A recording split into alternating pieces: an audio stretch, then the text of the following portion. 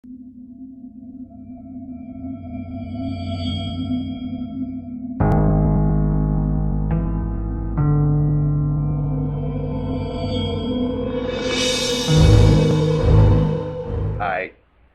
TJ here once again. Welcome back to the Imaginary Gallery.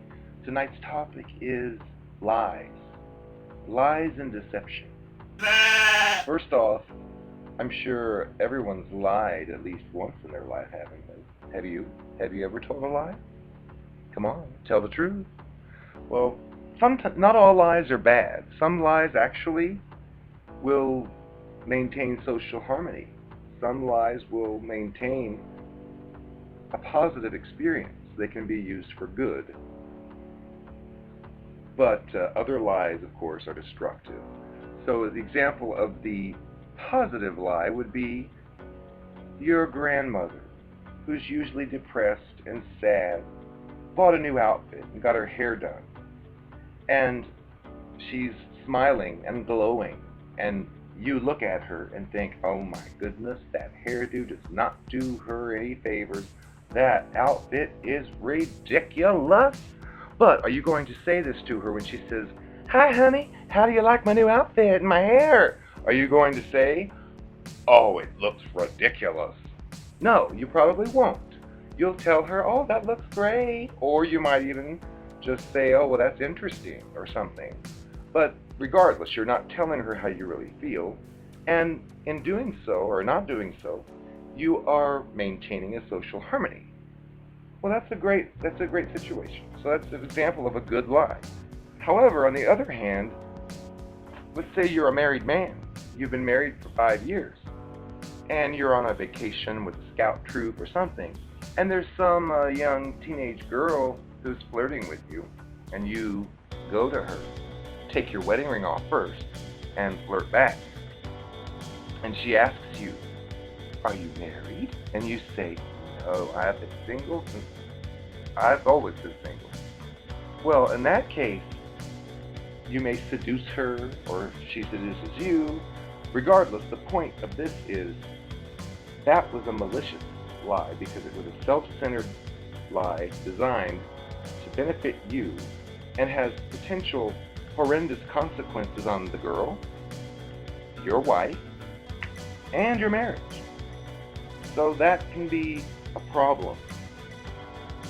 Well, if you don't have a wife and you're out there in the single world dealing with new people, I have some advice I've gotten from a book. Once again, it's called The Sociopath Next Door. It's by Martha Stout, PhD.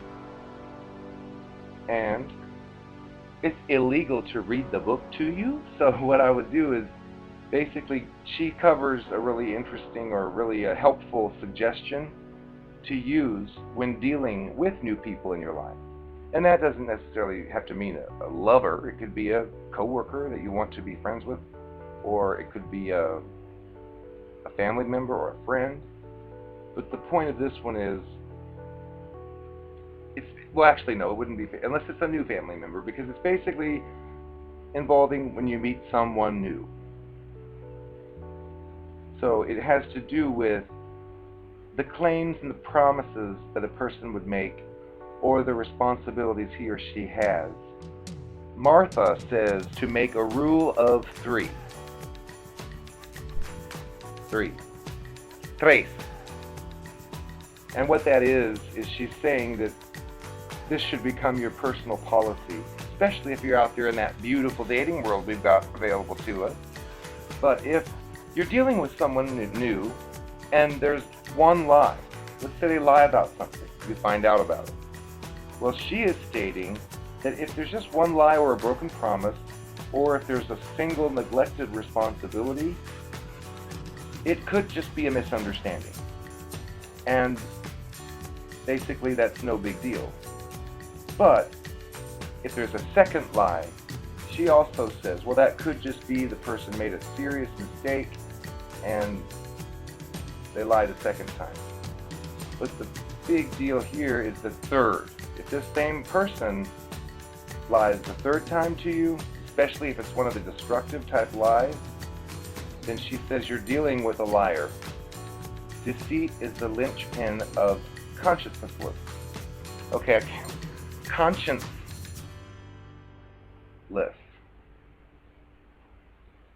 And conscienceless behavior. And so she is telling you that you need to cut your losses now, get out as soon as you can. May be hard for you to leave, but she's saying that don't give that person money or your work or any of your secrets or affection.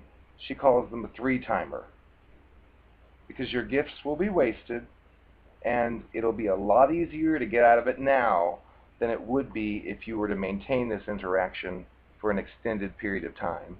And from my experience, I know that that is completely accurate, because once you get one of these monsters into your lives that don't have consciences, it can wreak havoc on your mental health and your physical health. So that's a word of advice from Martha Stout, PhD, the Sociopath Next Door, and it applies to any potentially abusive or toxic personality that you may encounter.